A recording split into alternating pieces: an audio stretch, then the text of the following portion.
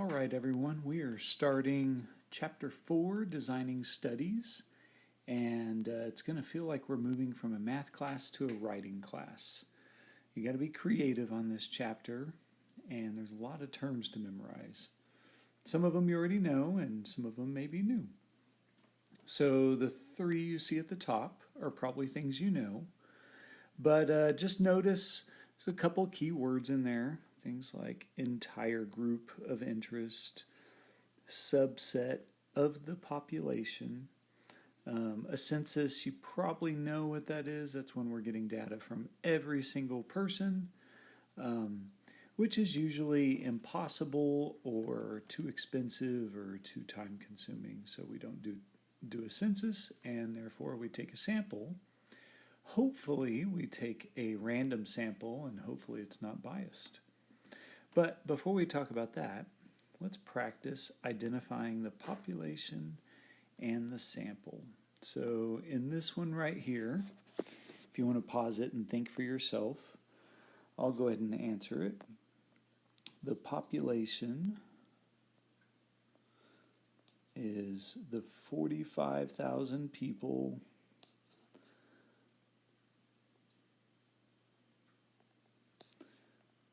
that made credit card purchases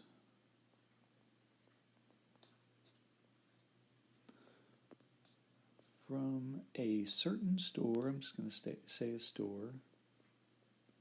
Was it 1 month or like for all time? Oh, just 1 month. From a store during a month. So that's a long description for population. That last little phrase, during a month, maybe not critical, but credit card purchases from a certain store, that's key. And then sample,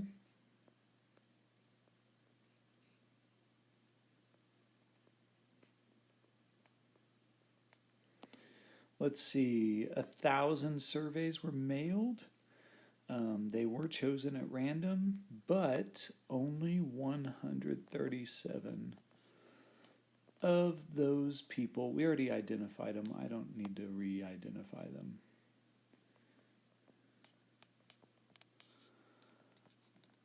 That returned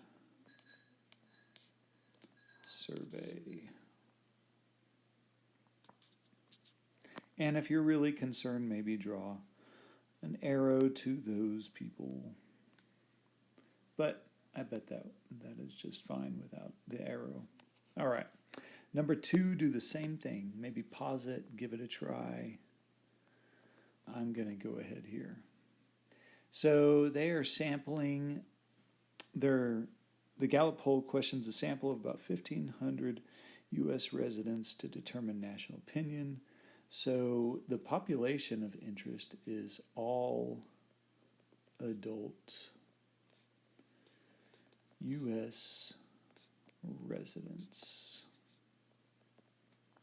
Some people accidentally throw in a phrase about like to determine national opinion, but that's like the variable of interest.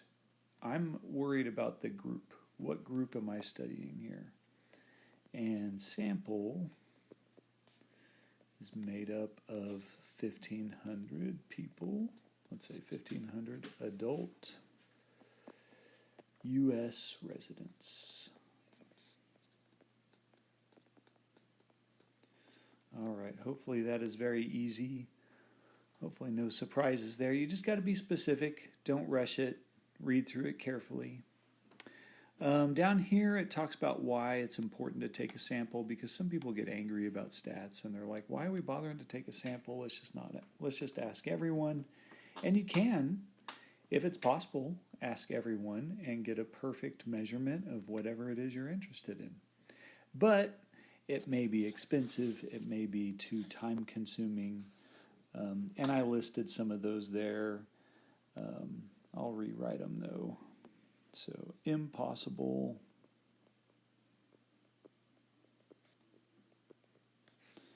expensive,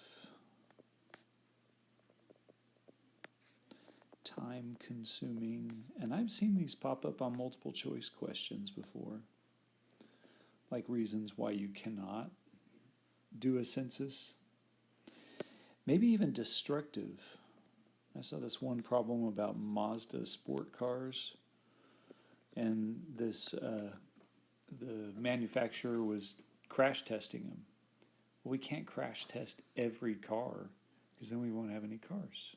So destructive, maybe unethical in that case. I think you get the idea. Okay, moving on. So there are 3 bad things that we're looking at here that you don't want to do. One, you don't want to take a convenient sample. For example, if I was to use you guys in my class period as a sample that I would use for Lubbock High students, that would be a convenient sample. I just picked y'all out of convenience, and there was nothing random about it. And I would say that you guys are not a random representative picture of Lubbock High students. I mean, yes, if I did take a random sample of, say, 25 people, all of you could possibly be in my sample, but think of it backwards as someone that for some reason doesn't want to take an AP class had no chance of being in my sample if I just choose you guys to be in my sample. So because of that matter of convenience, I just made it impossible for some people to be in my sample, which actually links into bias. If I somehow am consistently underestimating or overestimating what I'm measuring, it's biased. So like when I take a convenient sample, I'm creating some kind of bias. Something is over or underestimated. And I like to ask it, AP will ask it, how is it different from the true value of interest? Is our biased sample going to typically underestimate? It's like a suspicion. Is it going to typically underestimate or typically overestimate? Because usually we have a pretty good guess of what we're measuring. We're just needing data to back it up. And if I was to do a voluntary response, like if I asked people to mail in a vote, like a survey, or text in, those TV show reality performance things become a popularity contest. That's a voluntary response sample. Usually only people that are passionate about whatever it is that's being discussed will actually respond. So, okay. And speaking of, look at this bad survey right here. So read it for a second. A very, very good question. Very controversial question. And something that needs to be addressed. But it was an online poll. And people could choose whether or not to respond or not. Who knows who typically visits this website? And then how is this data being used? Are they just advertising this on their own website, or are they going out beyond and saying adults in general feel this way? This is all kinds of bad. So I would say no. And make sure you say why not. This was a voluntary response. People that do not care about the survey. This is actually a critical topic here. The survey or the question are not going to respond.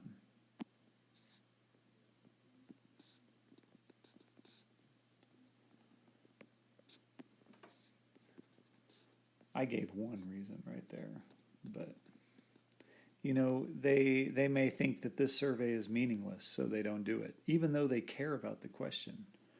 Or maybe they don't care about the question, so they don't respond. Or a whole other reason, because of you could argue this is a convenient sample of the website. You could, go a different direction. And then there are people that don't visit the website that had no chance of being in the sample. So, anyways, all that being said, we want to take a random sample. We are going to right now look at a SRS, a simple random sample. And next week, on Monday and Tuesday, we're going to look at stratified and cluster sampling. There's even more sampling methods, but we focus on those three. So SRS, stratified, and cluster sampling. So take note of that definition right there. Super, super critical that you understand every bit of that. If I take a simple random sample, no sorting of people, characteristics,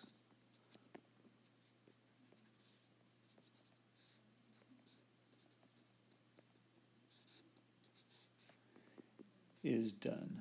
People are put in one list, just numbered. Sadly, everyone or every object just becomes a number, and I randomly get a group of them.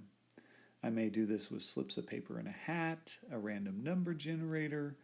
We'll even look at random number tables at some point this year, but this is the simplest form of sampling, and we do not sort. So if I happen by chance to get all guys in my sample, or all girls, or all seniors, or whatever, that makes no difference to me because I'm just doing one list and I'm getting a random group of those. So if by chance they have some shared characteristic, that was a risk I took doing an SRS. If I'm worried about those characteristics, maybe I shouldn't be doing SRS. Maybe I should be doing a stratified or cluster sample. So we'll talk about that next week. All right. Next video, I'll show you how to do a SRS.